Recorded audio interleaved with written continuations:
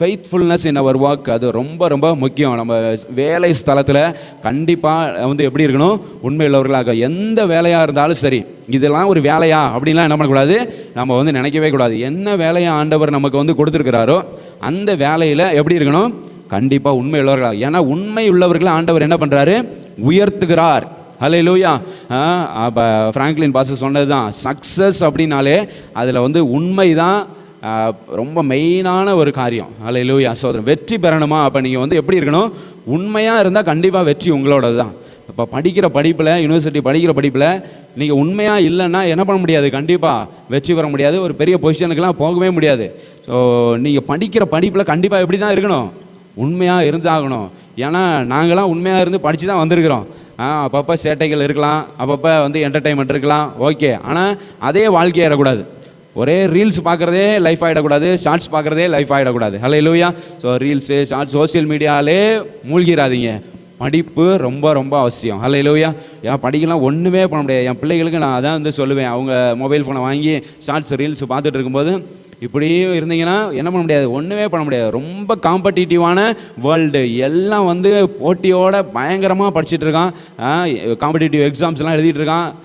போட்டிகள் ஏராளம். ஒரு 4-5 போஸ்ட்டுக்கு லட்சக்கணக்கான பேர் என்ன பண்ணுறான், எக்ஸாம் எழுதுகிறான்.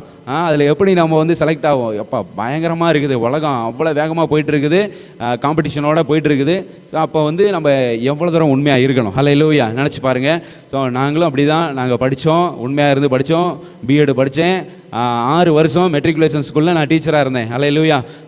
10th 12th 8th இருந்தே எடுத்துருக்கிறேன். ஃபஸ்ட்டு எடுத்தோன்னே 10th கொடுக்க மாட்டாங்க. ஸோ அதனால் 8th 9th அப்படின்னு கொஞ்சம் கொஞ்சமாக ப்ரொமோட் பண்ணிட்டு, ஆனால் எனக்கு வந்து வந்த ப்ரொமோஷன் வந்து வேகமாக வந்துச்சு. ஏன்னா வந்து காரியங்கள் எல்லாத்துலேயும் உண்மையாக இருந்தேன். வேகமாக எல்லாத்தையும் கற்றுக்கொண்டேன். அந்த ஸ்கூலில் மணப்பாறையில் லக்ஷ்மி மெட்ரிகுலேஷன் ஸ்கூலில் தான் ஒர்க் பண்ணேன். நல்லா ஃபேமஸான ஸ்கூலு, 5000 பேர்கிட்ட படிக்கிற ஒரு ஸ்கூலு, நல்ல ஸ்கூல். ஸோ அப்போ வந்து அந்த ஒரு ஸ்கூலில் தான் ஃபஸ்ட்டு ஒர்க் பண்ணேன். அப்போ வந்து சீக்கிரம் எல்லாத்தையும் கற்றுக்கொண்டு அங்கே உள்ள ரூல்ஸ் அண்ட் ரெகுலேஷன்ஸ் எல்லாம் கற்றுக்கிட்டு எப்படி டீச் பண்ணணும் எல்லாத்தையும் வேகமாக. பிஎட்டில் நமக்கு சொல்லிக் கொடுக்குற தியரிட்டிக்கலாக இருக்கும், ஆனால் இங்கே உள்ளே வந்தால் தான் தெரியும் எப்படி நம்ம வந்து நம்முடைய வே ஆஃப் டீச்சிங்லாம் எப்படி வரணும் அப்படிங்கிற ஒவ்வொரு ஸ்கூலை பொறுத்து தான் இருக்குது. ஸோ அது போய் அந்த அப்ரோச் எல்லாம் கற்றுக்கிட்டு வேகமாக நம்ம வந்து இது பண்ணுறப்போ கிராமரில் நல்லா வெல் வேர்ஸ்டாக வந்து என்ன பண்ணிட்டேன், மாறிட்டேன். ஸோ நல்லா கிராமர் டீச் பண்ணோன்னே அடுத்தடுத்த லெவலுக்கு உடனே என்ன பண்ணுறாங்க, கொண்டு போகிறாங்க. இந்த பையனை வந்து 10th 12th போட்டால் கண்டிப்பாக நல்ல ரிசல்ட் இருக்கும் அப்படின்னு சொல்லிட்டு வேலையில் நம்ம வந்து உண்மையாக நம்ம எடுக்கிற கொஸ்டின் பேப்பர் எல்லாத்தையும் பார்ப்பாங்க. மெட்ரிகுலேஷன் ஸ்கூலில் நம்ம தான் கொஸ்டின் பேப்பர் என்ன பண்ண எடுக்கணும். வெளியிலேருந்து வர கொஸ்டின் பேப்பர்லாம் பார்ப்பாங்க, எப்படி பிரின்சிபல் கரஸ்பாண்டன்ட் எல்லாம் பார்ப்பாங்க. பார்த்துட்டு என்னடா கொஸ்டின் லோக்கலாக சொல்லணும்னா என்னடா சப்பையாக இருக்குது கொஸ்டின் பேப்பரு, இதெல்லாம் தூக்கி போடுறா சேவியர் நீங்கள் எடுங்க அப்படின்னு சொல்லிடுவாங்க. ஸோ நம்ம எடுக்கிறப்ப கொஞ்சம் நம்ம வந்து பசங்களுக்கு நல்ல ரிச்சாக தான் டீச் பண்ணுவோம். நல்லா டீச் பண்ணுறப்போ அதுக்கு தகுந்த மாதிரி கொஞ்சம் டஃப்பாக கொஞ்சம் ஈஸியாகவும் இருக்கணும். ஏன்னா வந்து கொஞ்சம் மிடிலாக படிக்கிறவங்க, கொஞ்சம் லோவாக படிக்கிற ஸ்டூடெண்ட்ஸ் இருப்பான், அவனும் பாஸ் ஆகணும். அதே நேரத்தில் ஓ கிரேடில் உள்ளவனும் என்ன பண்ணணும், நல்ல மார்க் வாங்கணும்.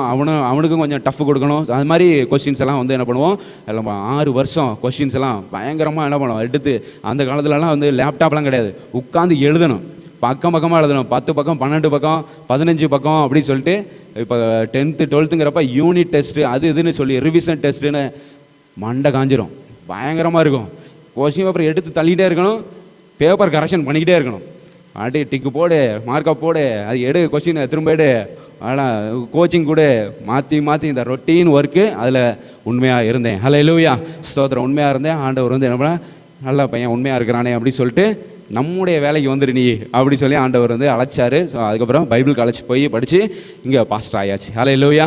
ஸ்தோத்திரம். ஸோ அப்போ வந்து சும்மா வந்து நாங்கள் சொல்லலை நீங்கள் வந்து படிப்பில் உண்மையாக இருக்கணும் அப்படிங்கிறது, எந்த வேலையாக இருந்தாலும் அதில் வந்து உண்மையாக இருக்கணும் அப்படின்னு சொல்கிறது வந்து சும்மா சொல்லலை. ஹல்லேலூயா. ஸ்தோத்திரம். அனுபவித்து தான் நான் சொல்கிறேன்.